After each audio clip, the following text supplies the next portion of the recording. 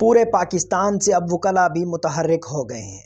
پورے پاکستان سے 300 وکلاء نے چیف جسٹس آف پاکستان کو خط لکھ دیا ہے۔ Same as it is Pakistan Tehreek Insaf نے بھی انکوائری کمیشن کو مسترد کر دیا، اور اسی سلسلے میں پاکستان تحریک انصاف نے اتوار والے دن ایک ریلی کا آغاز کیا، جس کا ایک کلیئر میسج دینا تھا کہ پاکستان